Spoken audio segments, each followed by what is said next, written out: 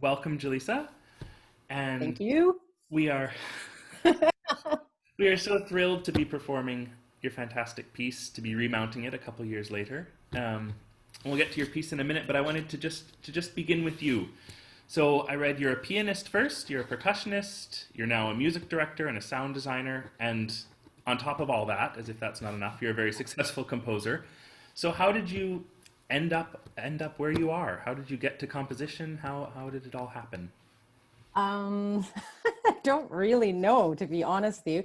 When I was really little, my grandmother gave me a book. It said autographs on it. It was an autograph book, but I didn't know what that was. And it had colored pages on the inside. And from a very young age, I filled that book with songs. Like I've been writing music since I was very little.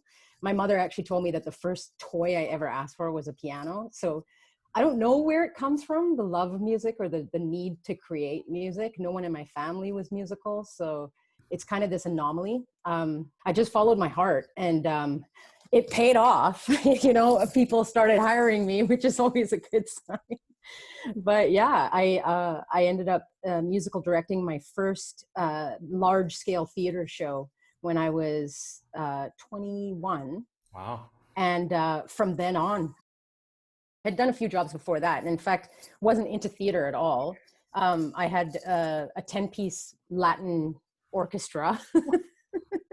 And that was my calling. That's what I thought I would do for the rest of my life.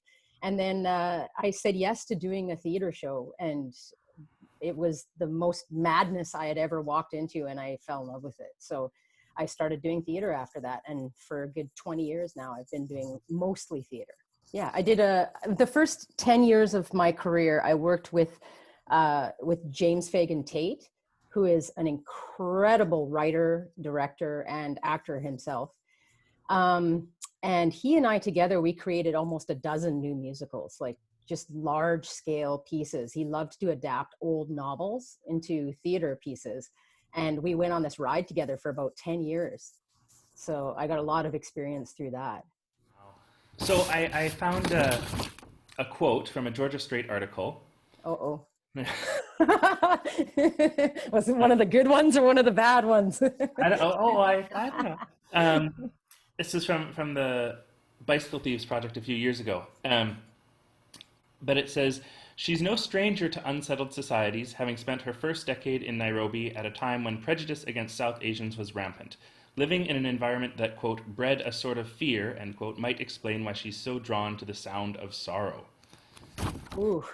Yeah, I don't know. Me and the sound of sorrow. I've had a lot of quotes that, talk about my sorrowful writing, or they compare me to, Goreki's sad songs, or I think one person actually called me the queen of the requiem. And jeez, I don't know if I want that title, to be honest. But yeah, I didn't grow up here. I grew up in East Africa, and it was a very different life. It was quite joyful for me there, but the stories around me were intense, especially from my grandmother and her generation. Things had been quite intense for Indian people there. And we left because we needed to leave at that point. So yeah, but as a child, I didn't really understand those things. It wasn't until I grew older and started asking questions and started learning about the history of what was going on in this place that I had grown up and called home, that I actually understood the hardships. I would see a lot of poverty on the streets that is completely unparalleled to anything I've ever seen in my life. But you have a very different perspective on it when you grow up around it, if that makes any sense. It still, obviously it affects you. And as your brain develops into an adult and you begin to really comprehend the things that you've seen, it's later that you understand it. Well, that's really interesting to me, talking about, maybe growing up in a sorrowful place, but you were writing songs in your little notebook as a kid, and they were not sad songs, right? They were probably songs of joy as well, or... They were very nursery rhyme like, right? They were all about my dogs, because I had many, many dogs. See, this is a perspective thing as well. Like when I grew up, we had about 5 to 8 dogs at a time. We had a pack, and to me they were my buddies. But Yeah. it wasn't until later that I realized, oh, we grew up in a place where you needed guard dogs. Oh, yeah. right? Everything was fenced off, and you needed guard dogs. So it's a perspective thing from the child view to the adult view, right? Well, and that's encapsulated in this piece as well, right? This is, Mm-hmm. we'll talk a bit more about it in a minute, but I certainly, singing it and certainly listening to it, I hear sort of a duality of the joy and the sorrow and the childhood and the adult perspective. There's a lot there. So why don't we dive into this piece? So Sure. why don't you talk a bit about the genesis of it? Well, I was commissioned to write the piece. I think the conversation first came up about 2 months or 3 months after my mom had passed. So, at that point, I basically didn't even know my name. I was completely distraught. I thought, that is insane. I cannot write about this for many years. I need to go through it.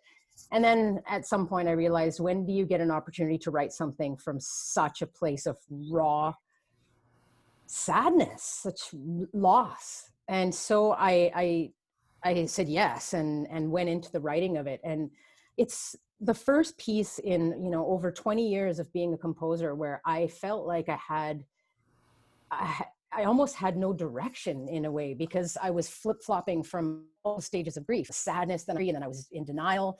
All of that stuff was happening, and trying to adjust to a life where I'd lost my last parent. And it was brutal. And I felt like the writing was coming in fits and starts.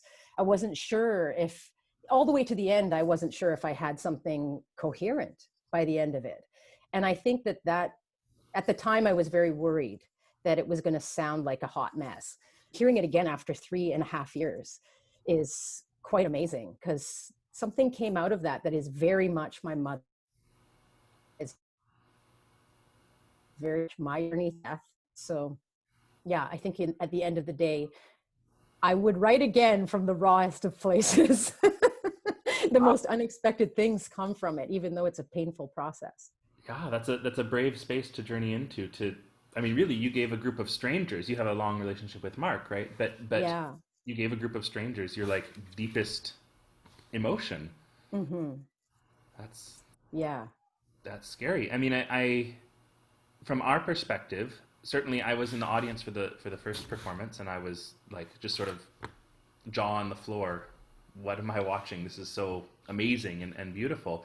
But then being Thank you. inside the piece too, it was a big journey for all of us, and I was especially struck. One of the members of the ensemble who was leading it had also gone through a very similar situation with one of his parents, losing his parents to cancer, and he felt like it was just the most perfect representation of that. So I think Wow.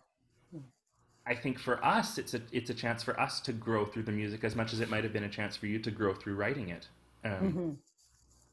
So if I can probe a little deeper, what sort of emotions came up for you as you were writing it? Were you finding things you didn't know were there, or? No, oddly, all familiar emotions. I lost my father when I was 14. So I had been through that once before, losing a parent.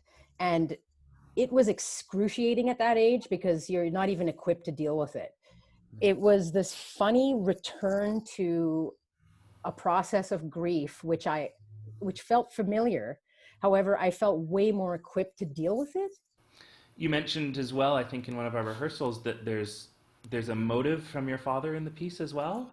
Yeah, so many years before this piece, Mark actually commissioned me to write a piece about my father's death and my process dealing with that. And the only way that I could do that I felt was right, was to do it in 5 movements, outlining the 5 stages of grief. My father's piece was called The Fifth Stage, because that's where I was at. I was at the acceptance phase of it. So that's why my mother's piece is called The First Stage, and it's written in 5 parts as well. It's just this sort of sister piece to that. But the interesting thing, and I remember the day that I got to one of the movements where I felt like in the journey, it was the place where she had been saying to me when she was palliative and quite far gone. She had been saying to me that she was seeing things. And I'm not sure that I believe in those things. I don't know what my thoughts are around that. But I learned that with a lot of people who are in their end stages of life, they see entities or perhaps angels or whatever that is. And it brought up this thing, and I think in the back of my mind, like, could that be my dad? Or could it be his essence, or whatever that is? And I think that something in that went into my subconscious, because at a certain point in writing the piece, I felt like I was at that stage of her telling me about those entities. And then my father's theme from the previous piece just came roaring in, and I thought, they have to be intertwined. They have to be. And I remember that day, like, I just was at my piano bawling my eyes out, going, this is insane. What am I doing? You know, what am I doing? I'm sending these two souls who brought me into this earth, into the ether with this piece. It was very strange. Wow, it's so beautiful. My God. Like, it just, it I mean, not knowing that when we were looking at the piece just seems perfectly constructed. And then to add that extra layer on top of it, it's just like, oh, of course, that makes total sense. Mm-hmm. But it doesn't seem, I don't know, it doesn't seem like you were trying to put something together that didn't belong, if that makes sense. I don't know. Yeah, and you know, like, it's funny because the theme that I wrote for my father, the actual melodic theme, was this, you know, this languid, sort of fleshed out, beautiful melody. And I figured that my mother, you know, the theme for my mother's piece would be something similar, but it turned out to be the most simplest of things, which was just what Indian mothers do when they're putting their babies to sleep. They literally put them to sleep by going at nauseum, to the point where I think the baby gets so bored they just fall asleep. But that simple thing became her theme. Yeah. It's so strange. I'm very used to writing very large melodies, and this is probably the simplest thing that I've ever written in terms of, you know, thematically. Yeah. Yeah. And the piece is largely textless, right? There's the brief Rumi verse and there's the little quote from X၀məthkվəy, but other than that, it's mostly that sound that you just demonstrated. Do you find that enables an audience to get inside the emotional world more in a way, or did it allow you to have more freedom in your writing? I definitely think it allows people to get right in. That's the place that I wrote from, and I'm glad that the audience can experience that with me, because when I first started, words were not happening. There was nothing to say. And even the little bit of Rumi poetry that's in there, it wasn't even something that I chose. It was after she passed away, a friend of hers emailed me out of the blue and said, hey, here's a poem by Rumi. Did you know that this was your mother's favorite poem?